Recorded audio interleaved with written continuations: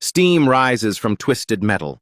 Glass sparkles like broken diamonds across wet asphalt. The smell of gasoline cuts through the September rain. Inside the crumpled Mercedes, a man in a $1,000 suit hangs unconscious. Blood trickles down his forehead. His breathing is shallow. Dangerous. The fuel leak spreads wider by the second. Sparks from a downed power line dance just 10 feet away. One wrong spark, and this becomes a funeral. Most people would call 911 and wait for help. Keisha Washington doesn't wait. She's already running toward the wreckage, her janitor's keys jangling with each step. What she's about to do will save this stranger's life. But what he says after she pulls him free, 7 simple words will drop him to his knees, because the man trapped in that burning car isn't just anyone. He's someone whose signature 15 years ago destroyed her family, and neither of them knows it yet. What happens next will change everything.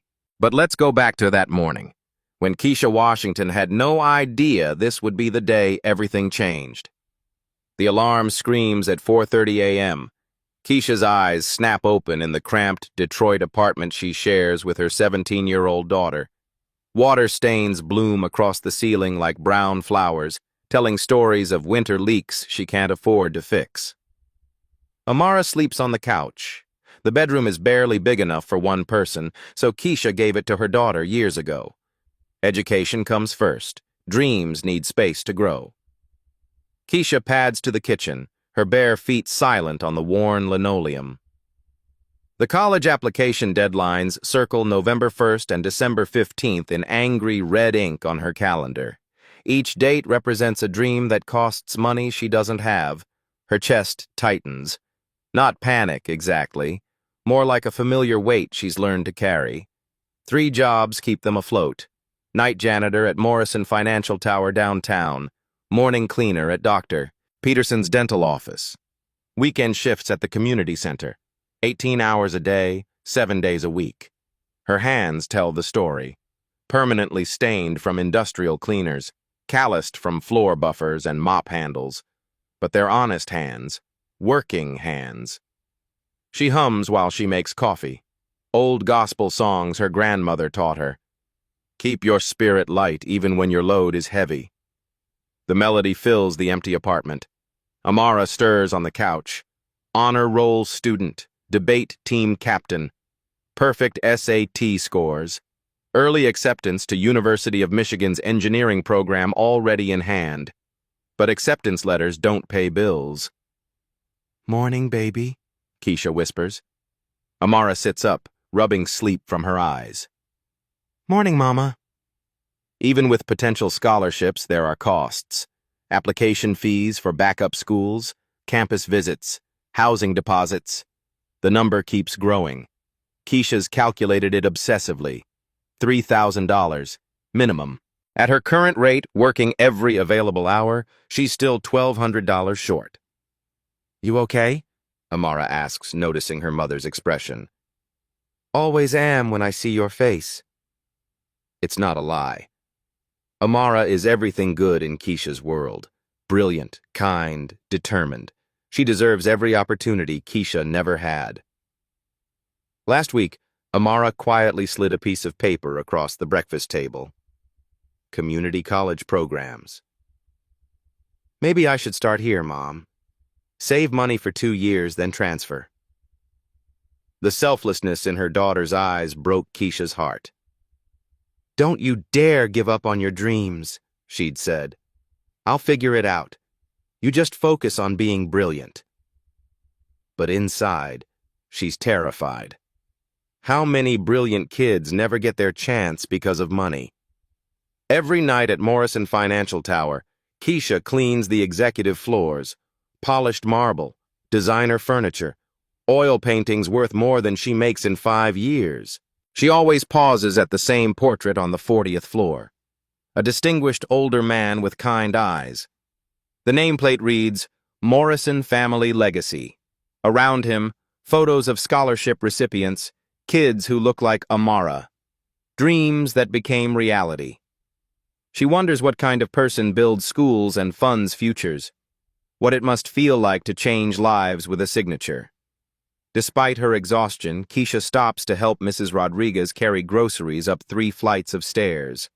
Her arthritic hands can't manage the weight anymore. "Mija, you work too hard," Mrs. Rodriguez says. "Hard work never killed anyone," Keisha replies. "It's the lack of opportunity that does the damage." Sunday afternoons, she tutors neighborhood kids for free. Math, reading, whatever they need. When the community center's heating broke last winter, she organized a coat drive from her apartment, even though her own winter jacket has holes in both elbows. "Education is the one thing nobody can take away from you," she tells the kids. It's what her grandmother told her. What she tells Amara. This morning feels different. Heavier. Amara's college counselor called yesterday. Several schools want interviews. That means travel expenses, professional clothes, hotel rooms. Keisha's been selling everything she can. Her grandmother's jewelry, her father's old tools, the wedding ring from a marriage that didn't survive poverty's grinding pressure. It's not enough. She watches other parents write checks for SAT prep courses and college tours. No hesitation, no calculation. Just signatures on pieces of paper that unlock their children's futures. At breakfast, Amara looks up from her application essays. "Mom, the University of Michigan wants to interview me. In person." Keisha's heart soars and sinks simultaneously. This is what they've worked for, but plane tickets to Ann Arbor cost money they don't have. "That's wonderful, baby. We'll make it work." Amara's eyes search her mother's face.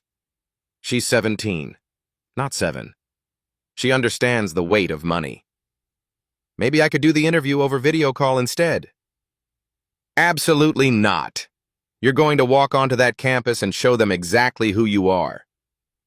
Keisha doesn't know how she'll pay for it, but she'll find a way. She always does. What Keisha doesn't know is that 20 miles away, in a boardroom overlooking the Detroit River, a decision made this morning will put her directly in the path of the one person who can change everything. But first, she has to survive what's coming next. At 2:47 p.m., as Keisha finishes her shift at Dr. Peterson's dental office, the radio in her 2003 Honda Civic crackles with breaking news that will put her exactly where she needs to be. Severe thunderstorm warning for Metro Detroit. Multiple accidents reported. Emergency crews responding to priority calls only. The September storm hits like a wall. Rain hammers her windshield faster than the wipers can clear it. Most people would head straight home. Wait it out. But Keisha promised Mrs. Carter she'd pick up her blood pressure medication before the pharmacy closes. The elderly woman hasn't driven since her husband died. Some promises matter more than comfort. Her GPS chirps with a reroute. Due to accident on I-75, taking alternate route. Route 9 winds through Bloomfield Hills. Old money territory. Trees older than the city itself line both sides of the road like cathedral pillars. In good weather, it's beautiful. In storms like this, it's dangerous. Keisha's never driven through here before. The houses peek through gates and walls, each one worth more than her entire neighborhood. Different world. Different problems. She rounds a curve and slams her brakes. The Mercedes sedan sits crumpled against a massive oak tree like a broken toy. Black paint gleams through the rain. License plate reads MFC1. The front end is completely destroyed. Steam pours from the hood in ghostly wisps. The smell hits her first. Gasoline, sharp and dangerous. Keisha pulls over, hazards flashing. Her hands shake as she dials 911. 911, what's your emergency? Car accident on Route 9, just past Maple Road. One vehicle wrapped around a tree. Driver appears unconscious. Ma'am, we have units en route, but due to the storm, we're experiencing delays. Estimated response time 15 to 20 minutes. 20 minutes. The smell of gas is getting stronger. Through the spider-webbed windshield, she sees him. Mid-50s, silver hair. Expensive suit torn and bloody. His head tilts at an odd angle against the deflated airbag. No movement. Something about his profile seems familiar. Maybe she's seen him in the building where she works? Rich men in suits all look similar when you're emptying their trash cans at midnight. 10 feet from the car, a power line lies across the road. Sparks jump and dance every few seconds. Each one makes her heart race. The fuel puddle spreads wider, dark liquid mixing with rainwater creeping toward the sparking wire. Keisha calls 911 again. "This is urgent. There's fuel leaking and a downed power line. This car could explode." "Ma'am, we understand the urgency. Units are en route." But 20 minutes might as well be 20 hours. She could wait. Should wait. She's not a paramedic. What if moving him makes his injuries worse? What if she causes permanent damage? But what if the car catches fire? What if those sparks reach the fuel? A massive spark arcs across the gap. It fizzles out in the rain, but the next one might not. The driver's door is completely jammed. The passenger side is pinned against another tree. She walks around the vehicle looking for options. The back window has a golf ball-sized hole from the impact. That's her only way in. As she gets closer, she notices something on the dashboard. A small framed photo, cracked but visible. It shows the same man, younger, shaking hands with someone at what looks like a graduation ceremony. Behind them, a banner she can barely make out. Morrison Educational Foundation. Morrison. That name means something. The building where she works. The foundation that gives scholarships to kids like Amara. Another spark. Bigger this time. Lasting longer. She runs to her trunk and grabs the tire iron. Her father taught her to change tires when she was 16. "Every woman should know how to take care of herself," he'd said. "She's never broken a car window before, but she's seen it done in movies. Aim for the corner. That's where the glass is weakest." First hit. The tire iron bounces off. The window spider cracks but holds. Second hit. The cracks spread wider. Third hit. Glass explodes inward, sparkling like diamonds in the rain. She clears the jagged edges carefully. Cuts her palms anyway. Blood mixes with rainwater, but she doesn't feel the pain. The unconscious man stirs slightly. A soft moan escapes his lips. He's alive. That's what matters. As she prepares to crawl through the broken window, Keisha has no idea she's about to save the life of the man who, 15 years ago, signed a document that destroyed her family. Or that he's about to wake up and recognize her for reasons she couldn't possibly imagine. Because some connections run deeper than coincidence. Some meetings are written in the stars long before we understand their meaning. And sometimes, the person who needs saving most isn't the one trapped in the wreckage. Glass cuts her palms as Keisha climbs through the window, but she doesn't feel the pain. What she doesn't realize is that every move she makes in the next 4 minutes will be remembered by this man for the rest of his life. Inside the car, the smell of gasoline is overwhelming, like breathing liquid fire. The man's chest rises and falls in shallow breaths. Good sign. His pulse beats strong and steady when she checks his wrist. Better sign. But there's blood from a head wound. His left leg is trapped under the twisted dashboard, bent at an unnatural angle. She remembers basic first aid from her community center training. Check airway first. Clear.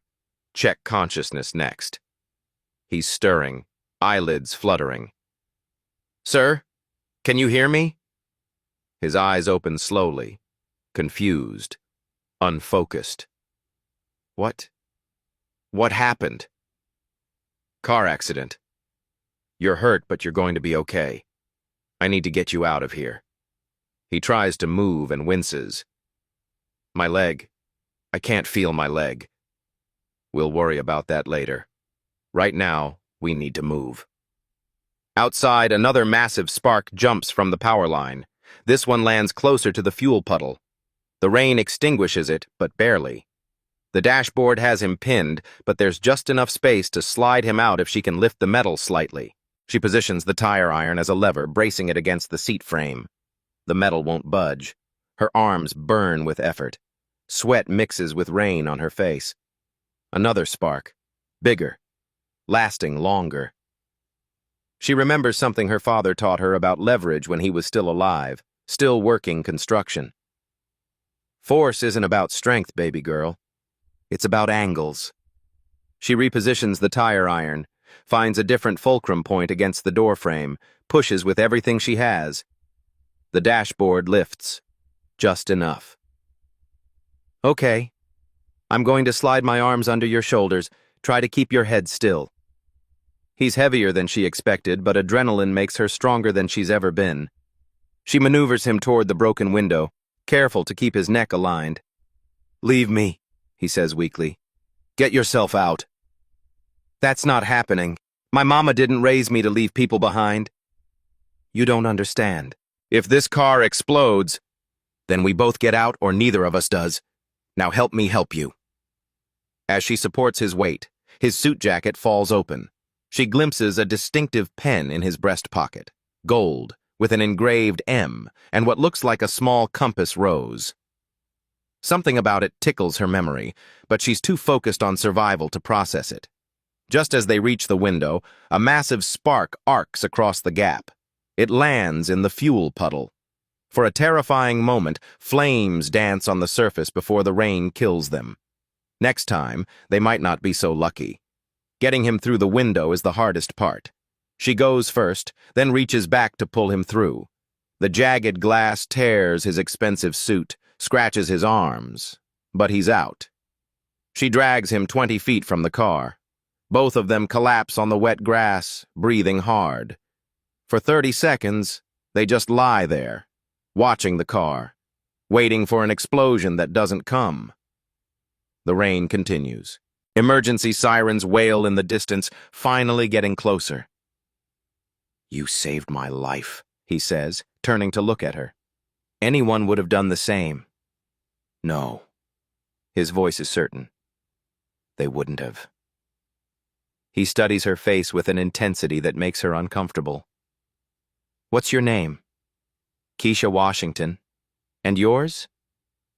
He pauses for a moment, as if the name means something to him. William Morrison, but my friends call me Bill. The name hits her like a physical blow. Morrison. As in Morrison Financial Tower, where she empties trash cans and mops floors every night. As in Morrison Educational Foundation, whose scholarships send kids like Amara to college. She's looking at one of the most powerful men in Detroit. Morrison, she repeats. Like the foundation? Yes, that's my foundation. Before she can process what this means, paramedics swarm the scene. 2 ambulances, a fire truck, police cars. The professionals have arrived. Ma'am, we need to check you both for injuries, a paramedic says. Morrison grabs the paramedic's arm. Her first. Check her first. She saved my life. Sir, you were in a major accident. We need to... I don't care what you need to do with me. Take care of her first. The paramedic looks between them, confused by the dynamic. A billionaire in a $1,000 suit demanding that a woman in a cleaning uniform receive priority medical care. They examine Keisha's hands, clean and bandage the cuts from the glass. Check her for shock, concussion, any sign of trauma. She's fine. Scratched, but fine. Morrison insists on staying conscious during his examination, watching as they check her over. His leg is definitely broken, possible concussion, but he'll live. Mr. Morrison, we need to get you to Detroit General for x-rays and... In a minute. He turns to Keisha. I need to see you again. There's something... He pauses, his eyes searching her face. There's something I need to tell you. What do you mean? But before he can answer, the paramedics insist on loading him onto the stretcher.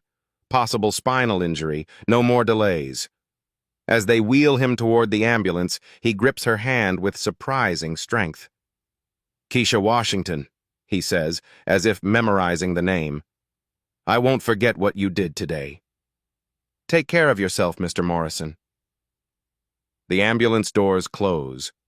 Red lights disappear into the rain. Keisha stands alone beside her Honda Civic, processing what just happened. She saved a man's life. Not just any man. William Morrison. The William Morrison.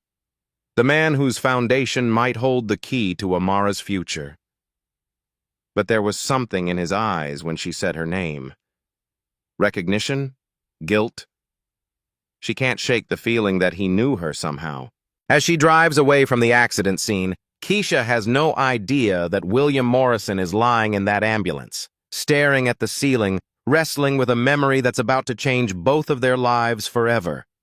Because her name isn't just familiar to him. It's connected to a decision he made 15 years ago. A decision he's about to remember in vivid, horrible detail. 3 days later, as Keisha scrubs floors on the very building that bears his name, she has no idea that William Morrison has been looking for her since the moment he woke up in the hospital. She hasn't told anyone about the rescue. Not Amara, not her neighbors, not even Mrs. Rodriguez, who notices everything that happens in their building. It feels surreal, like something that happened to someone else. She saves a billionaire's life, then goes back to mopping floors in his building at midnight. Every night she walks past his portrait on the 40th floor. Now she knows that face intimately. The way his eyes crinkled with pain, the way he looked at her with such gratitude and something else she couldn't identify. Recognition, maybe? The stress is mounting at home. Amara's college application deadlines loom like storm clouds. Early admission forms need submission next week, but they still don't have money for application fees. Keisha counts and recounts the crumpled bills in her kitchen drawer. $180. Not enough for even 2 applications. University of Michigan wants $300 just for the application fee. Friday morning arrives with a knock at her door. A courier in a crisp uniform holds an envelope. Official letterhead, Morrison Financial Group. Keisha Washington? That's me. Delivery for you, ma'am. Inside, a personal check for $25,000. Her hands shake as she reads the amount. Twice. 3 times. $25,000. A handwritten note accompanies it. Keisha, no amount of money could repay what you did for me. Please accept this small token of my gratitude. I hope it helps your daughter achieve her dreams. With profound thanks, William Morrison. She stares at the check for 20 minutes. It's more money than she makes in a year, more than she's ever seen in one place. This would cover all of Amara's application fees, campus visits, first-year expenses, books, housing deposits, everything they've worried about for months. But something feels wrong about accepting it. Her grandmother's voice echoes in her memory. Do right because it's right, not because someone's watching or paying. She helped him because he needed help. Taking money for it would change the meaning of what she did. That afternoon, Amara finds the check on the kitchen table. Mom, where did this come from? Keisha explains about the accident, the rescue. She leaves out Morrison's identity, just says it was someone grateful. We have to keep this, Amara says, tears forming in her eyes. Mom, this is my future. This is everything we've worked for. Keisha sees the hope blazing in her daughter's face. This check would solve everything. No more 18-hour days, no more choosing between groceries and application fees. But accepting money for saving a life feels like selling her soul. She makes the hardest decision of her life. The next day, she takes the check to Morrison Financial Tower. She wears her best dress, actually her only dress, bought for Amara's high school graduation ceremony. The receptionist looks confused. You want to return a check to Mr. Morrison? That's right. Ma'am, I'll need to verify. Mr. Morrison is in meetings all day. I can leave a message with his assistant. That's fine. Just make sure he gets this. Keisha leaves the check with a note. Thank you for your generosity, but I can't accept this. What I did wasn't for money. I'm glad you're okay. K. Washington. As she turns to leave, something in the lobby catches her eye. A new display case with photos from Morrison Educational Foundation scholarship ceremonies. One photo stops her cold. It shows a younger William Morrison shaking hands with a young man at what looks like a graduation ceremony. The nameplate reads, James Washington, full scholarship recipient, class of 2010. James Washington, her brother's name. Her brother who died in Afghanistan 3 years later. Her brother whose scholarship was mysteriously revoked after his first semester, forcing him to enlist. She stares at the photo, hands trembling. That scholarship revocation bankrupted her family. Her parents lost their house trying to pay back the foundation. Her father's heart attack came 6 months later. Stress and shame killed him. William Morrison, the man she just saved, the man who signed the order that destroyed her family. The painful irony cuts deep. She should hate him. Part of her does. But she also knows what kind of man he is now. The gratitude in his eyes. The way he insisted paramedics treat her first. The genuine care in his handwritten note. People change. Circumstances change. Maybe there's more to the story. What she doesn't know is that Morrison has just received her returned check and note. And for the first time in 15 years, he's about to learn the unintended consequences of a decision he barely remembers making. The weight of that knowledge is going to change everything. While Keisha struggles with her discovery, William Morrison sits in his private office, holding her note and wrestling with a memory that's been haunting him since he learned her last name. Washington. That name has been echoing in his mind for 3 days. He's had his assistant pull every piece of information they can find on Keisha Washington. Age 38, single mother, 3 jobs. No credit issues, but significant financial stress. Clean background check, spotless work record. But it's her address that stops him cold. 12047 Riverside Drive, apartment 3B. He knows that address. 15 years ago, he signed foreclosure papers for that property. The owner was a maintenance worker named David Washington, who defaulted on his mortgage after falling behind on payments to the Morrison Educational Foundation. Morrison's hands shake as he asks his assistant to pull the original scholarship files. There it is. James Washington, scholarship recipient, 2010. Funding revoked due to new academic standards implemented mid-semester. Reason for revocation: dropped below required 3.5 GPA after struggling with PTSD from childhood trauma. The memory floods back now. 2010 was a brutal year for the foundation. Economic downturn meant smaller endowments, tighter budgets. They had to cut costs somewhere. The board recommended raising academic standards. Retroactive evaluation of existing recipients. Morrison signed the directive without reviewing individual cases, just signatures on papers, numbers on spreadsheets. He didn't think about the faces behind those numbers. The files show what happened next. James Washington, devastated by losing his scholarship, enlisted in the Army to earn money for college through the GI Bill. Killed in action, Afghanistan, 2013. His father, David, took out loans against his house to pay back the foundation, trying to honor his son's obligations even after the boy died. When David couldn't make the payments, Morrison Financial's lending division foreclosed. The cruel irony hits him like a physical blow.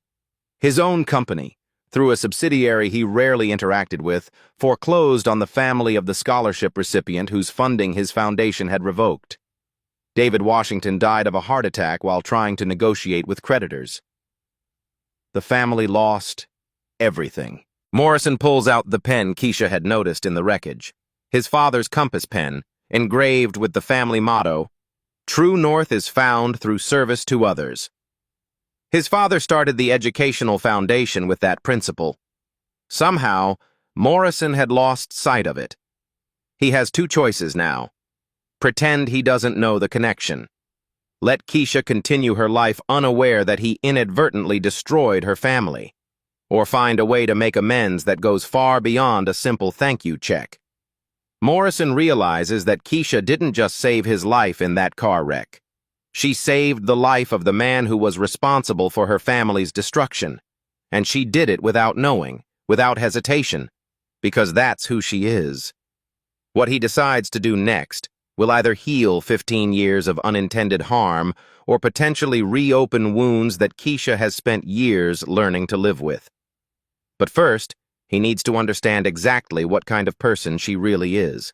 Morrison spends the next week doing something he's never done before, personally investigating one of his employees. What he discovers about Keisha's character will force him to confront the most difficult decision of his career. He doesn't use private investigators or corporate resources. Instead, he goes to her neighborhood himself, something that shocks his security detail. "Sir, that area isn't exactly... I need to understand who she really is." At the corner market where Keisha shops, Morrison learns that she pays for groceries when elderly neighbors can't afford them. Mrs. Carter, the pharmacist, tells him Keisha organized prescription pickups for homebound seniors during the pandemic.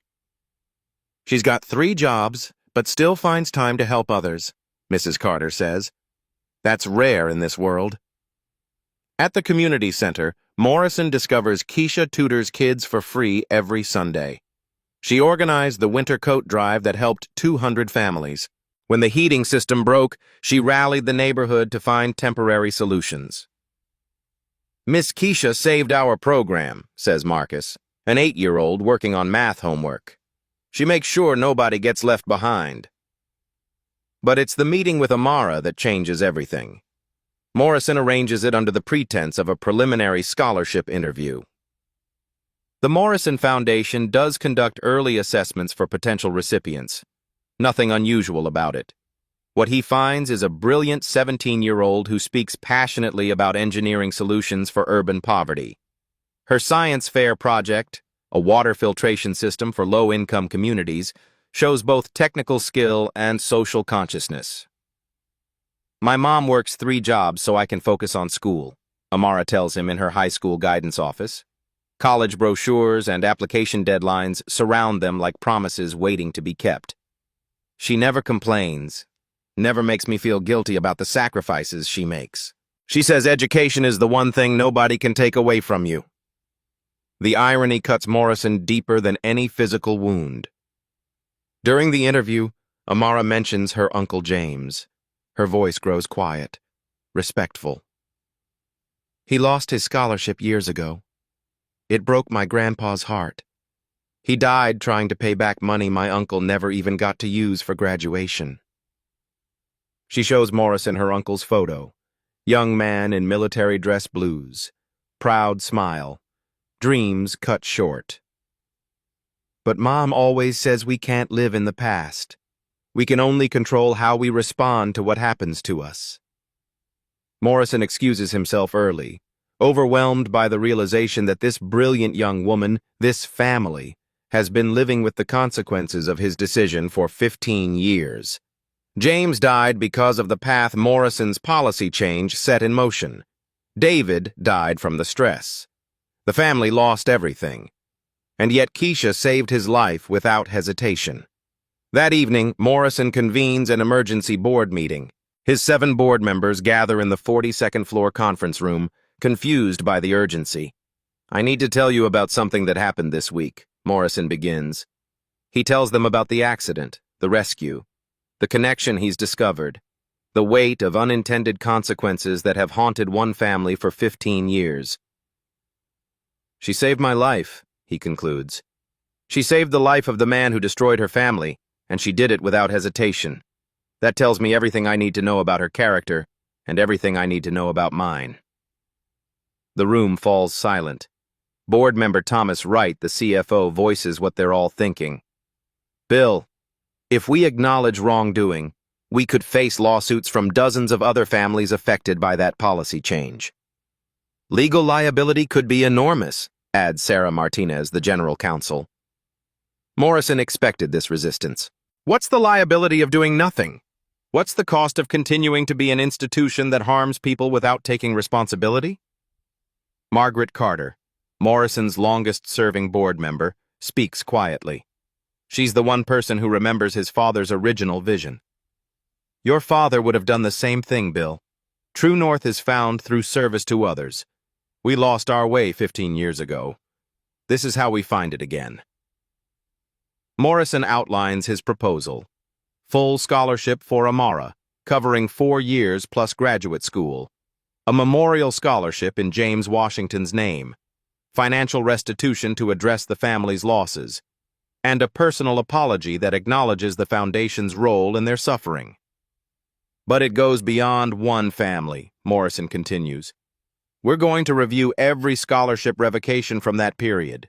Reach out to other affected families. Implement new policies to prevent this from happening again.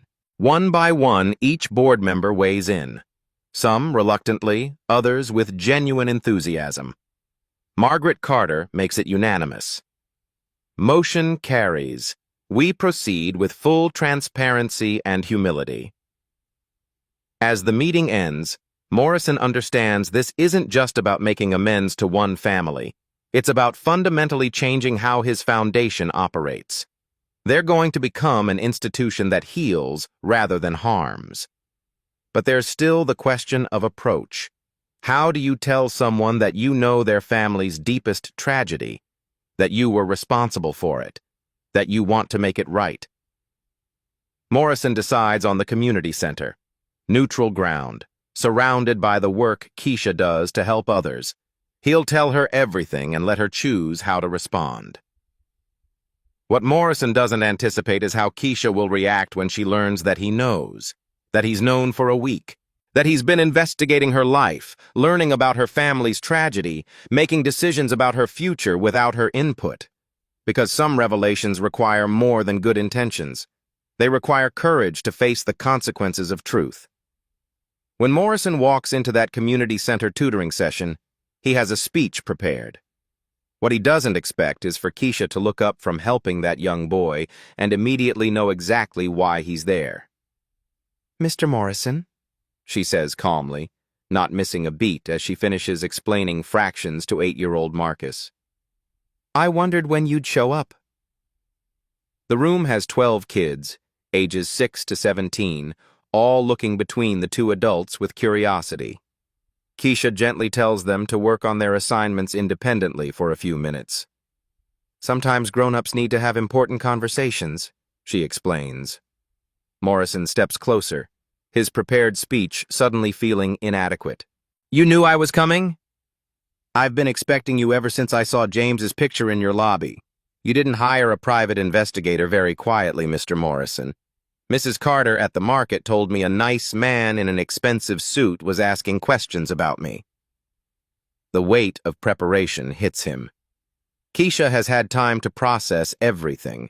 The connection, the implications, his investigation of her life. She's known for days that he knows about James, about her family's loss, about the Foundation's role in their tragedy. "I need to know something first," she says, her voice steady but her eyes intense. "When you wrote me that thank you note, did you already know who I was?" Morrison meets her gaze directly. "No, I didn't make the connection until after you returned the check. When I saw your name and address, that's when I remembered the files." "And when you figured it out? Your first instinct was to investigate my life rather than simply call and explain?" He acknowledges the mistake. "I wanted to understand who you really were before I approached you. I was afraid you'd think any offer I made was motivated by guilt rather than genuine gratitude and respect." Keisha's response cuts through his corporate reasoning like a blade. "Guilt would be the right motivation, Mr. Morrison. What happened to my family wasn't an accident. It was a policy decision that real people made about real families without thinking about the human cost." The children watch in fascination as this conversation unfolds. They sense something important happening, even if they don't understand the details. Morrison sets down a leather portfolio. Then, to the shock of both Keisha and the children watching, he drops to his knees in the middle of the tutoring room. "Keisha Washington, I am profoundly sorry for the pain my decisions caused your family. James deserved better. Your father deserved better. You deserved better." The sight of this powerful man kneeling in front of her in a room full of inner-city kids hits her harder than any words could.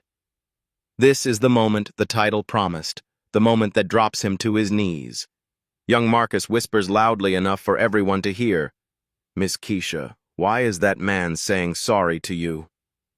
The innocence of the question underscores the gravity of the moment. Keisha helps Morrison to his feet. Apologies are important, but they're just the beginning. What matters is what comes next. Morrison opens the portfolio. Inside are detailed documents outlining the board's unanimous decision. "Full scholarship for Amara," he begins. "All expenses covered for her engineering degree, plus graduate school if desired." Keisha reads carefully, asking questions. The children continue working on math problems, occasionally glancing over. "The James Washington Memorial Scholarship. An annual full-ride scholarship in your brother's name, prioritizing students who've faced trauma or family hardship." Her fingers trace her brother's name on the official letterhead.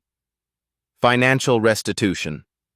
$300,000 to address your family's losses from the foreclosure and years of financial hardship."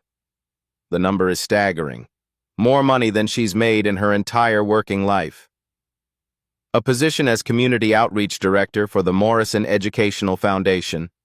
You'd help design policies that prevent institutional harm. Housing assistance. A fully paid mortgage on a home in the school district of your choice." Keisha processes each document methodically. This offer would transform not just her life, but Amara's entire future. "What about the other families?" she asks suddenly. "How many other scholarship recipients lost their funding that year?" 47 students were affected by the policy change. We're tracking down every one of them and their families. We're prepared to offer similar packages to address any hardship our decisions caused. This surprises her. This isn't just about her family. It's about systemic change. "I'll consider your offer, but only if you make one change. I don't want a job title. I want a seat on your foundation's board. If you're serious about preventing this from happening again, you need people like me making decisions, not just implementing them." Morrison realizes that Keisha isn't just accepting his offer. She's negotiating from a position of moral authority. She understands that her voice needs to be part of the decision-making process. "Deal," Morrison says, extending his hand. "But I have one condition of my own. You keep running this tutoring program. We'll fund it, expand it, but you keep running it. These kids need you."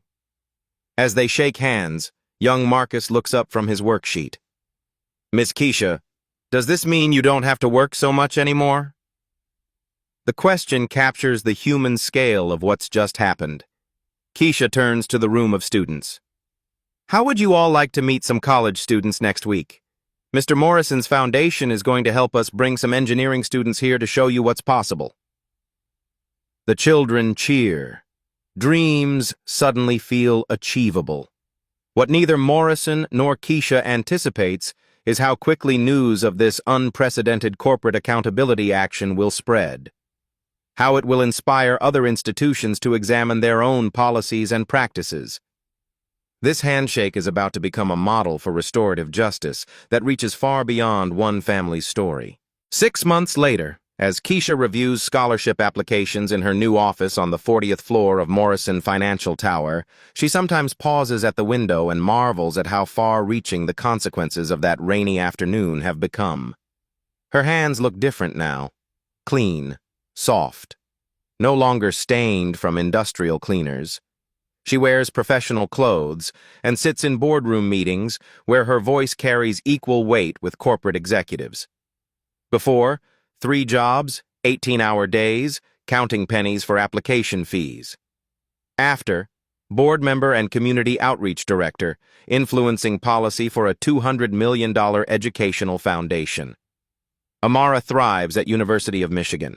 Freshman year, 4.0 GPA. She's already involved in research on sustainable urban infrastructure. Her professor calls her exceptional and driven by purpose. But what matters most to Keisha is that Amara volunteers every weekend at the same community center where her mother still runs expanded tutoring programs. Education gave me opportunity, Amara tells the kids. Now I want to create opportunities for others.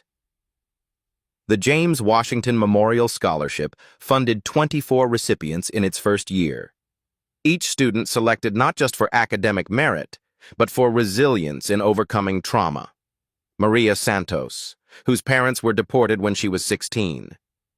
Kevin Brooks, who aged out of foster care but maintained straight A's. Students who represent the second chances James never got. The story broke when a local news reporter noticed unusual language in Morrison Foundation's annual report. A full page acknowledging institutional harm and outlining reparations paid to 47 families. The honesty was unprecedented. It became a national story. Foundation takes responsibility for past harm ran in the Detroit Free Press. Then, the Washington Post. CNN. The story spread because corporate accountability at this level simply doesn't happen. Other foundations and corporations began reviewing their own policies. Harvard University established a commission to examine scholarship revocations from the past 2 decades. Goldman Sachs announced a similar review of their programs. The Morrison Foundation now requires that any policy change affecting existing recipients must include individual case reviews, family impact assessments, appeals processes, and transition support. Never again will signatures on papers destroy lives without consideration of human cost. The community center expanded from 1 room to 5 buildings across Detroit. 300 volunteer tutors now serve 1,200 students annually. Morrison Foundation provides funding, but Keisha insists on maintaining the grassroots approach. Real change comes from the community up, not the corporation down, she tells board meetings. Unexpected ripple effects emerged. Other car accident survivors reached out, sharing stories of trauma and unexpected human kindness. Keisha started a monthly support group at the community center. Morrison attends every meeting, still processing his experience of being saved by someone he'd unknowingly harmed. David Washington's grave now has a proper headstone. The inscription reads, "Devoted father and grandfather. His legacy lives on through education." Keisha visits monthly with fresh flowers and updates about Amara's progress. The neighborhood transformed around the community center's success. A health clinic opened, a small business incubator, a community garden where families grow fresh vegetables. Keisha's old apartment building was renovated into affordable housing with educational support services on site. Morrison sold his suburban mansion and bought a modest home 6 blocks from the community center.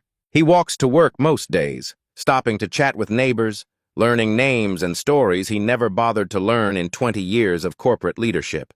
Keisha recruited 3 other community advocates to join the Morrison Foundation board: former scholarship recipients, parents of students, community organizers. Board meetings now include perspectives that were never represented in corporate decision-making. Every September, on the anniversary of the accident, Morrison and Keisha return to the crash site. They've planted a memorial garden there, not for trauma, but for second chances. It's become a place where other accident survivors and their families come to process their experiences. Amara's high school created the Keisha Washington Community Service Award for students who demonstrate exceptional dedication to helping others. Marcus, the boy who asked why Morrison was apologizing, is now in 8th grade and serves as a peer tutor for younger kids. He tells new students that the community center is where rich people come to learn from smart people, his own understanding of transformed power dynamics. But the most profound change can't be measured in dollars or programs or policy reforms. It's the shift in how both Morrison and Keisha understand forgiveness, accountability, and the complex ways that individual actions can either harm or heal entire communities. Some rescues save 1 life. This one saved hundreds. 1 year after that rainy September afternoon, as Keisha watches Amara walk across the stage at her high school graduation, she reflects on a question that still surprises her. What would have happened if she hadn't stopped that day? Amara's valedictorian speech echoes across the packed auditorium. She speaks about engineering justice, designing systems that serve people rather than institutions. My mother taught me that the most important engineering happens in our communities, not our laboratories. She showed me that sometimes the bravest thing you can do is stop your car in the rain and help a stranger, even when you have every reason not to. William Morrison sits 3 rows back, applauding with genuine pride for a young woman he now considers family. He's kept his promise to attend every milestone in Amara's education, but always with humility about his role in making this possible. After the ceremony, 3 families approach Keisha. Their children are starting college in the fall with James Washington Memorial Scholarships. They want to thank her, but also to ask advice about honoring the responsibility that comes with second chances. Remember where you came from, she tells them. Use your education to lift others up. That's how we change the world. The Community Center's tutoring program now serves as a model for educational nonprofits in 12 cities. Keisha travels monthly to consult on programs, always insisting that real community development must be led by community members themselves. That evening, Keisha and Morrison meet at the Memorial Garden for their annual reflection. The oak tree that nearly killed him now anchors a space where families come to process trauma and celebrate resilience. I've been thinking, Morrison says, about what my father would say about all this. He built the foundation to help people find their paths. I somehow turned it into a barrier instead of a bridge. Institutions are just people making decisions, Keisha replies. When the people change, the decisions change. Your father would be proud that you found your way back to his values. Amara joins them at the garden, fresh from her graduation celebration. She's been accepted to University of Michigan with full scholarship, but she's also committed to spending her summer expanding the tutoring program. The next generation continues the cycle of service, but with new voices guiding it. As they stand together in the garden, it starts to rain lightly, the same kind of September shower that brought them together. But this time, instead of crisis and danger, the rain nourishes the memorial garden they've built together. Keisha looks at Morrison and asks the question that brings everything full circle. If it happened again tomorrow, if you saw someone in danger, what would you do? Stop the car, he answers without hesitation. Every time. The story ends not with dramatic conclusions, but with quiet certainty that both of them understand their obligation to help others, regardless of who those people are or what history they might share. Because some rescues save one life.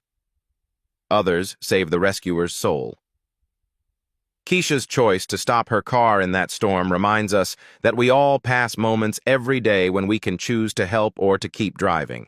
We can choose to see people as individuals worthy of dignity or as problems to be managed. One act of kindness, 4 minutes of courage in a rainstorm, transformed not just 2 lives, but dozens of families, entire communities, and even corporate policies that affect thousands of people. What car crash moments are you driving past? What opportunities to help are you missing because you're too busy, too afraid, or too convinced that someone else will handle it?